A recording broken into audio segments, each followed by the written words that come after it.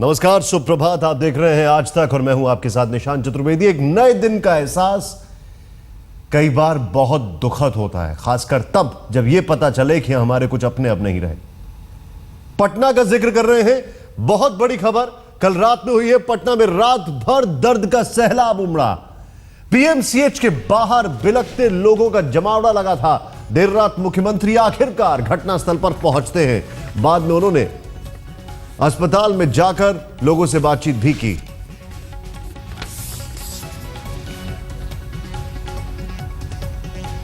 कल रावण दहन के बाद मची भगदड़ में 33 लोगों की मौत हो गई है, जबकि करीब 100 लोग बुरी तरह जख्मी हैं और यह सरकारी आंकड़ा है। अस्पताल में एक और शख्स की मौत हुई। सभी सुबह से ही अस्पताल पर लोगों की भीड़ दिखाई दे रही है। तस्वीरें आपके सामने हैं और किस तरीके से लोग परेशान हैं। क्यों? क्योंकि बुराई पर अच्छाई की जीत का दिन था, जश्न था, और उस जश्न में सब कुछ खराब हो गया जब पटना के गांधी मैदान में एक अफवाह फैलती है और इस अफवाह से एकाएक भगदड़ मचती है और 33 लोगों की मौत हो जाती है। आखिर गुनहगार कौन है? एक बहुत बड़ा सवाल यहां पर आज तक आपके सामने लेकर आ रहा है और पूछ रहा है आपसे, इस सब के पीछे गुनहगार कौन है? क्यों? क्योंकि वहां पर इस पूरे मामले से निपटने के लिए व्यवस्था में कमी नहीं थी क्या? खुद मुख्यमंत्री आते हैं वहां पर रावण दहन के लिए, वो तो निकल लेते हैं, लेकिन उसके थोड़ी देर के बाद जनता कैसे शिकार हो जाती है इस घटना की, यह अपने आप में एक बहुत बड़ा सवाल है। ज्यादातर जो घायल हैं अभी आंसुओं में डूबे हैं।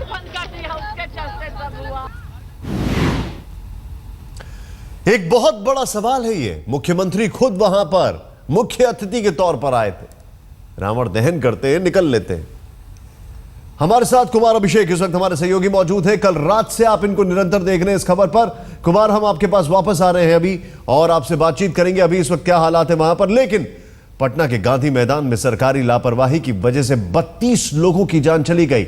अब यह आंकड़ा एक और जुड़ गया इसमें और 33 हो गया है। रावण दहन के बाद किसी ने अफवाह फैला दी थी कि मैदान में बिजली का तार गिर गया। इसके बाद पूरी भीड़ एक साथ मैदान से बाहर निकलने लगती है। गेट भी सिर्फ एक ही खुला था, ध्यान दें, सिर्फ एक ही गेट खुला था।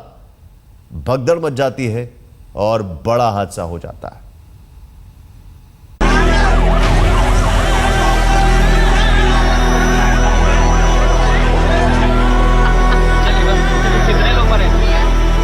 जब मातम की इंतहा हो गई, जब जिंदगी लाचार हो गई,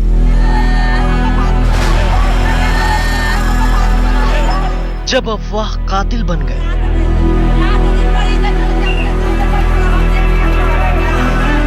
जब सरकार अपंग हो गई,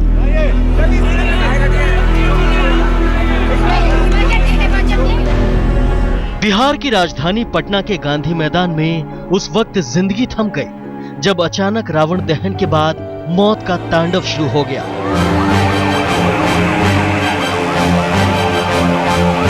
लोग चीख रहे थे, चिल्ला रहे थे, बदहवास भाग रहे थे। जिंदगी की इस रेस में जो आगे निकल गए वो बच गए और जो गिर गए फिर कभी उठ नहीं पाए। भगदड़ में गिरने वालों में ज्यादातर महिलाएं और बच्चे थे। 32 जानें यूं ही खत्म हो गई, जिनमें 20 महिलाएं, 7 लड़कियां, 2 पुरुष और 3 लड़के शामिल हैं। और लोग जो है एकदम त्राहिमाम कर रहे थे। छोटे छोटे बच्चे हाथ से फेंका रहे थे और एक दूसरे पे चढ़े जा रहे थे। लोग इस तरह से गिरने लगा आदमी सर कि एक पे चढ़ के सर इस तरह में भागने लगा, जिसके कारण में सर काफी व्यक्ति जख्मी हो गया। दो मेरे बच्चे थे, दोनों को हम गोदी में लेकर भागे, वाइफ दब गया। पूरा धक्का था, एकदम देह पर देह पूरा एकदम गिरने लगे थे। शाम 5:40 पर गांधी मैदान में बुराई का अंत हो रहा था। करीब 5 लाख की भीड़ के बीच रावण खाक हो रहा था। लोग खुश थे, तालियां बजा रहे थे।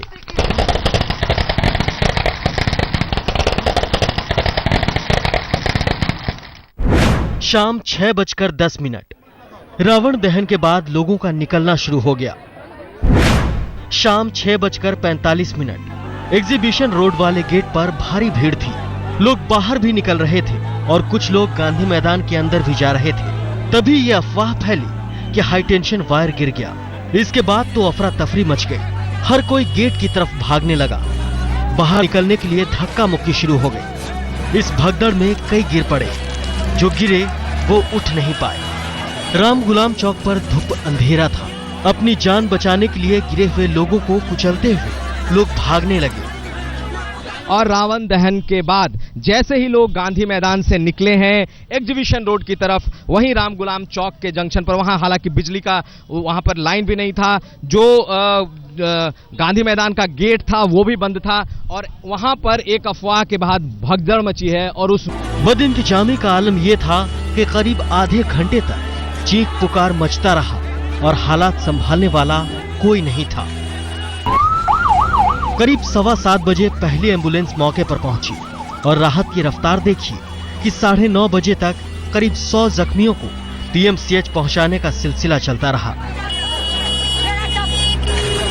साफ तौर पर कहा जा सकता है कि जिस तरीके से गांधी मैदान में जो रावण दहन हुआ है उसके बाद से कहीं ना कहीं प्रशासनिक विफलता रही, क्योंकि इतने बड़े गैदरिंग के बाद भी तमाम गेटों को नहीं खोला गया और जो लोग हैं वो काफी गुस्से में हैं। कैमरामैन दीपक कुमार के साथ कुमार अभिषेक, पटना आज तक। एक बड़ा सवाल यह खड़ा होता है कि क्या पटना में सरकार को कभी भी इस तरीके का आयोजन नहीं करना चाहिए, या इस तरीके के आयोजन से निपटने के पास उनके पास क्षमता नहीं है? हम ये सवाल इसलिए कर रहे हैं क्योंकि 2012 में भी छठ के दरमियान जब ऐसा हादसा हुआ था तो आपको अच्छी तरीके से याद होगा 18 लोगों की मौत हो गई थी। कुमार अभिषेक इस वक्त हमारे साथ हैं।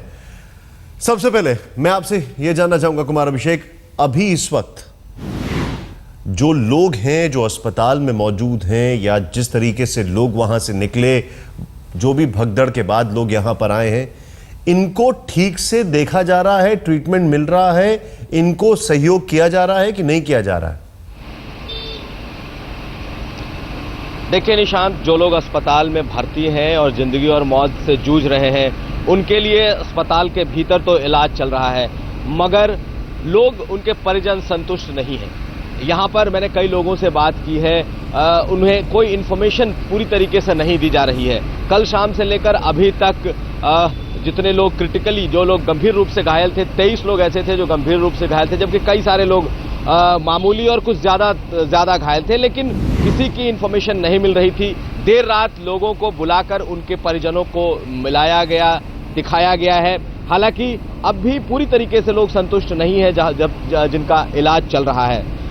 जिन लोगों की मौत हुई थी निशांत, उनके घरों को डेड बॉडीज भेजी जा रही है, उनके परिवारों को, लेकिन अभी भी जो मॉर्चरी है वहाँ कई सारी डेड बॉडीज पड़ी हुई हैं। प्रशासन को अभी उसे ही निपटाना है।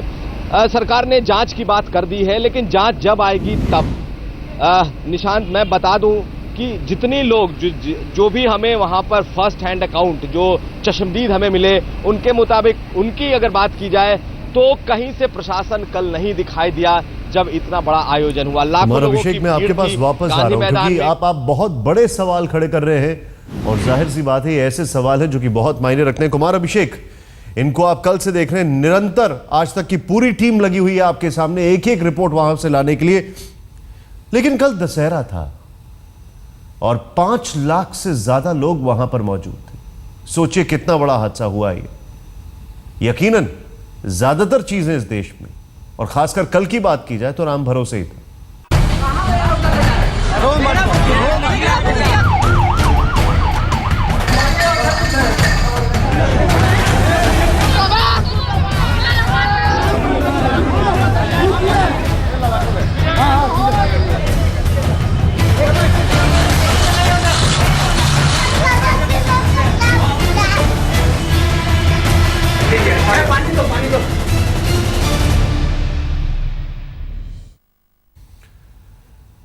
ये एक ऐसी घटना है जिसने सबको हैरान किया है, लेकिन बिहार की जनता की काबिले तारीफ है ये जज्बा।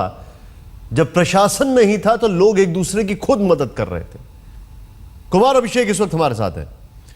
कुमार, मेरा सीधा सीधा सवाल आपसे ये, और ये बहुत बड़ा सवाल है, इस पूरी घटना में वहां पर मुख्य अतिथि के तौर पर मुख्यमंत्री थे, रावण दहन होता है, घटना के कितनी देर के बाद मुख्यमंत्री पहुंचते हैं, ये हमारे दर्शकों को बताइए। और आखिर इतनी देर के बाद क्यों पहुंचे? जब हादसा हुआ तो जनता कटती है, पिटती है, उसके साथ बुरा होता है, मुख्यमंत्री तो निकल लेते हैं, वीवीआईपी जो ठहरे। बिल्कुल निशांत, यही सबसे बड़ा सवाल है।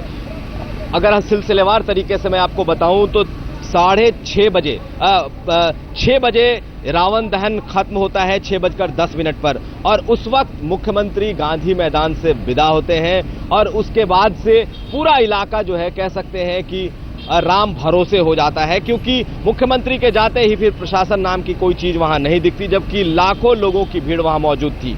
दूसरी बात निशांत, मुख्यमंत्री को ये घटना घटती है तकरीबन 6:45 बजे। मुख्यमंत्री अस्पताल में लोग, मरीज को जो घायल हैं उन्हें देखने रात को 1 बजे पहुंचते हैं, मगर 6:10 के बाद से लेकर के मुख्यमंत्री अपने गांव गया पहुंच जाते हैं, जो तकरीबन यहां से 125 किलोमीटर दूर है।